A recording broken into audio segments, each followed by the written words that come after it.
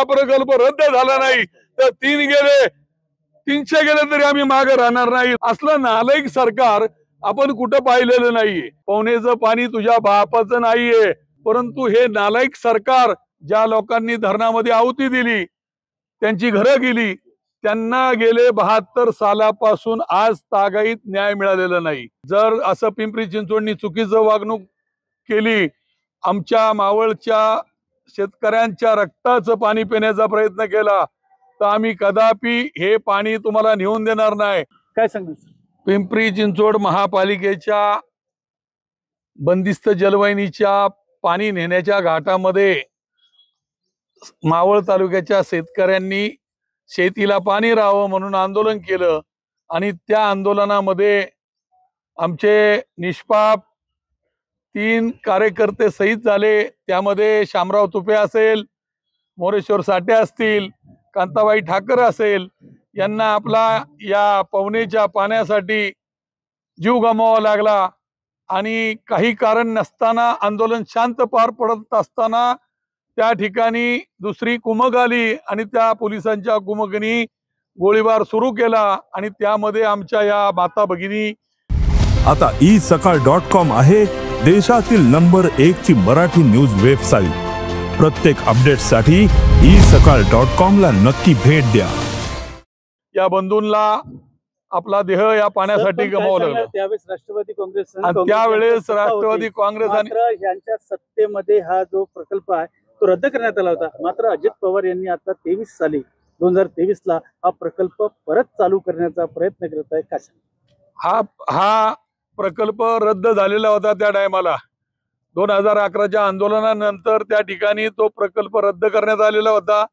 त्याला स्थगिती होती, ती स्थगिती उठवण्याचं काम हे भाजप सरकार आल्यानंतर फडणवीसांनी आणि अजित पवार त्यांना मिक्स झाल्यानंतर हे पिंपरी चिंचवडला पाणी न्यायचं असा घाट घालून पुन्हा त्यांनी डोकं वर काढल्यानंतर आमच्या मावळच्या जनतेने, शेतकऱ्यांनी या ठिकाणी ठाम निर्णय घेतला की यापुढं जर असं पिंपरी चिंचवडनी चुकीचं वागणूक केली, आमच्या मावळच्या शेतकऱ्यांच्या रक्ताचं पाणी पिण्याचा प्रयत्न केला, तर आम्ही कदापि हे पाणी तुम्हाला नेऊन देणार नाही। ही जलवाहिनी रद्द झाली पाहिजे। आम्ही गेले 14 वर्ष या रस्त्यावर वरडून सांगतोय। आज 9 ऑगस्ट क्रांती दिनाचं आंदोलन झालं होतं 11 साली, तेव्हापासून आम्ही या ठिकाणी या श्रद्धांजलीसाठी या ठिकाणी येतो आणि या धरणामध्ये ज्या लोकांनी धरणामध्ये आहुती दिली, त्यांची घरं गेली, त्यांना गेले 72 सालापासून आज तागायत न्याय मिळालेला नाही। सरकार येतंय, सरकार जातंय आणि सांगतंय की त्यांना आम्ही 2 एकर जागा देऊ, 3 एकर जागा देऊ।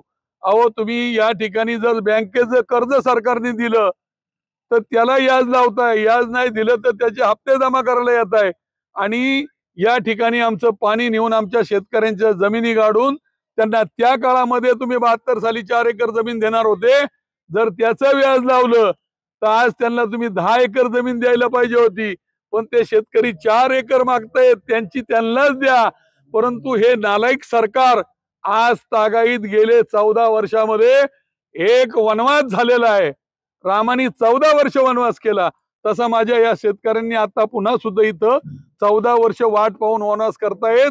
सरकार आलं की नालायकपणाने सांगतंय आम्ही हे करणार आहे। कोणी महापौर झाला की तो नालायकपणाने बोलतो आम्ही आता पवनेचं पाणी नेणार आहे। पवनेचं पाणी तुझ्या बापाचं नाहीये, पवनेचं पाणी या शेतकऱ्यांसाठी आहे।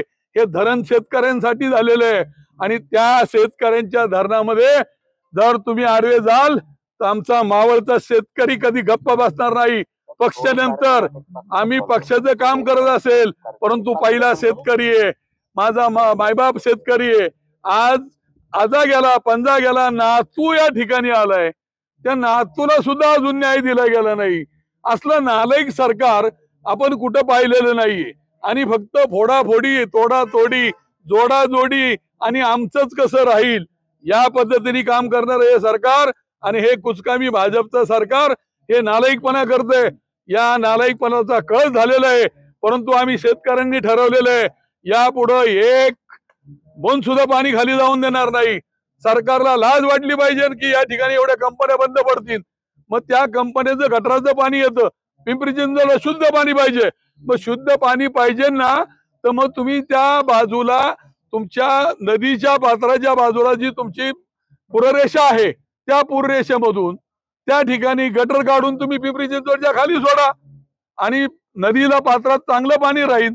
मावळ तालुक्याची जनता पाणी पिन, आमच्या मावळच्या कंपन्या चालतील. हा प्रकल्प रद्द झाला पाहिजे. हा प्रकल्प रद्द झालाच पाहिजे. पुन्हा सांगतो, हा प्रकल्प रद्द झाला नाही तर 300 गेले तरी आम्ही मागे राहणार नाही. तुम्ही फक्त हात हलवून बघा, मग आम्ही पाय हलवून बघतो. एवढंच सांगतो. देश विदेशातील प्रत्येक घडामोडींचे लाईव्ह अपडेट मिळवण्यासाठी आता साम टीव्हीच्या सर्व सोशल मीडिया प्लॅटफॉर्मला लाईक, फॉलो आणि सबस्क्राईब करा. तसंच सर्व नोटिफिकेशनसाठी बेल आयकॉन प्रेस करायला विसरू नका.